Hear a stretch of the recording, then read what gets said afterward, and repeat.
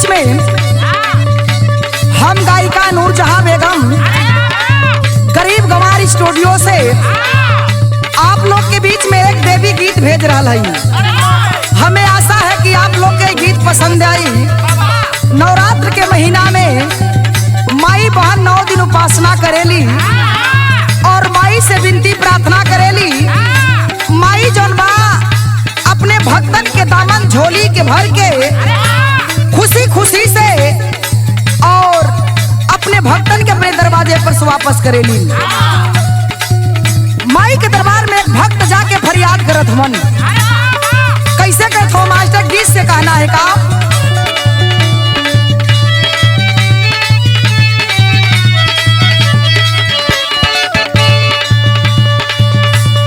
सब ही से नीक लागा दुर्गा माई का चरिया या चरिया बीचे लागा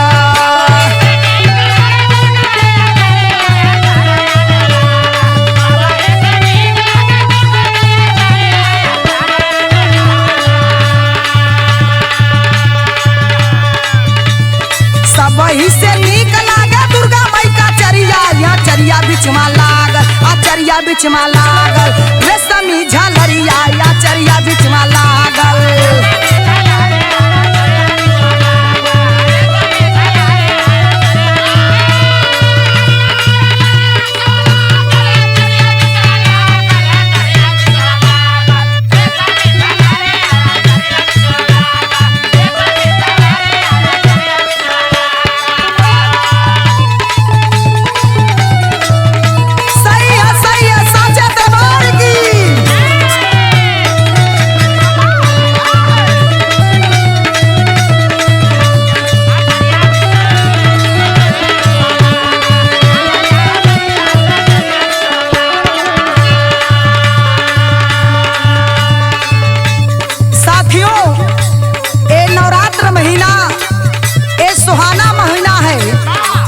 सुहावन महीना लागेला और जे दिन नवरात्र के महीना चढ़ी जाला वो दिन घर घर जौन बा माई के बजना बाजे लगेला।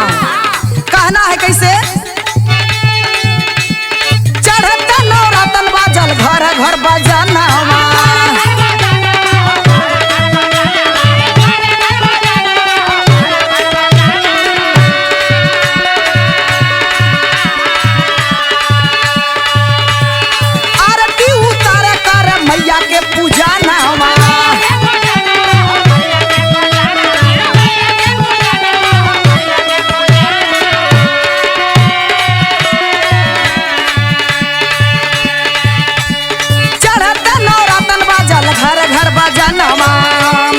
आरती उतार कर मैया के पूजा नवा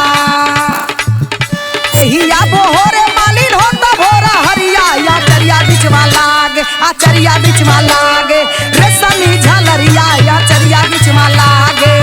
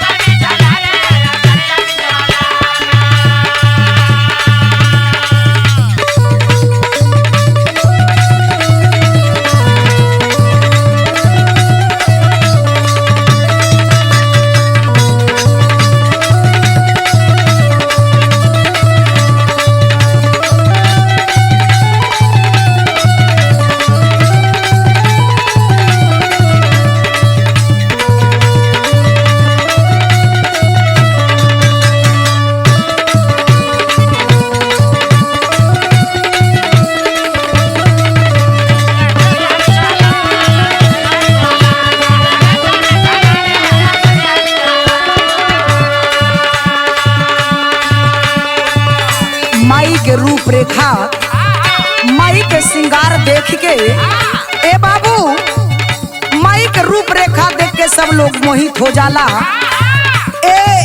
9 दिन उपासना करके लोग माई के आशीर्वाद लेला और माई के आगे धूप अगरबत्ती कपूर जलावेला चुनरी चढ़ावेला। लेकिन माई के रूप रेखा देख करके वो बेटी माई से कहत बाका लाले लाले चूड़िया सजावे सजावेली सिंगारावा।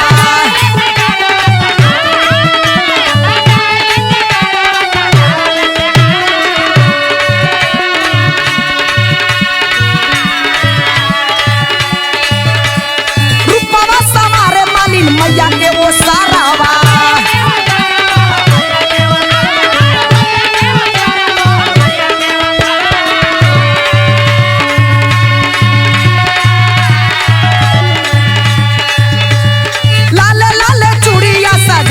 सिंगारावा रूपवा सवारे मालिन मैया के वो सारावा। रची रची धोए मालिन मैया के चांदरिया पहरिया ले लेना। रची रची धोए मालिन मैया के चौरिया चुनरिया बिछेना और चुनरिया बिछेना लागल रेशमी झलरिया चुनरिया बिछेना।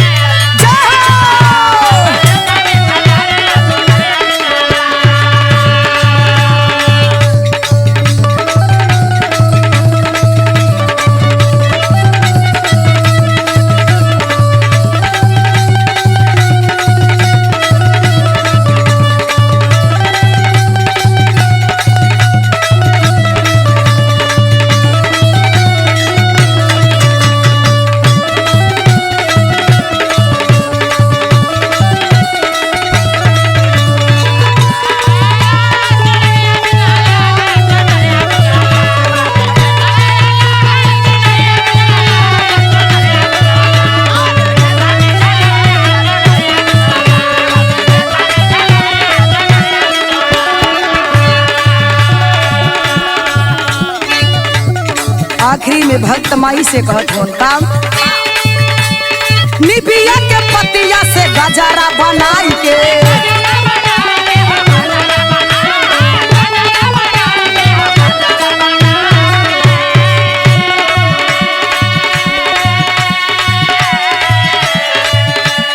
रथिया सजावे माई के फूलावा ले आई के।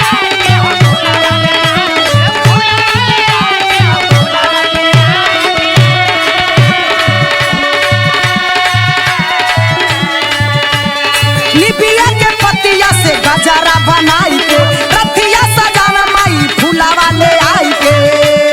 लालू शंभू नूर जहां से चुमेली पैरिया या चरिया बिछवाना अरे या चरिया बिछवाना लागल